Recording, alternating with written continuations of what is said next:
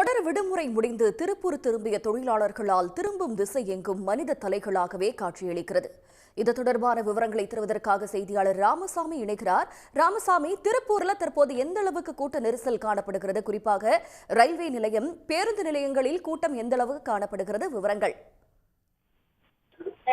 நிச்சயமாக பொங்கல் விடுமுறை முடிந்து நாளை முதல் பள்ளி, கல்லூரி மற்றும் பனியன் நிறுவனங்கள் என அனைத்தும் செயல்படும் என்பதால் பொங்கல் பண்டிகையை விடுமுறைக்கு சென்ற சொந்த ஊர் சென்ற கொண்டாடிய மக்கள் மீண்டும் தங்களது வழக்கமான பணிகளுக்கு திரும்ப திருப்பூர் வர துவங்கியுள்ளார்கள்.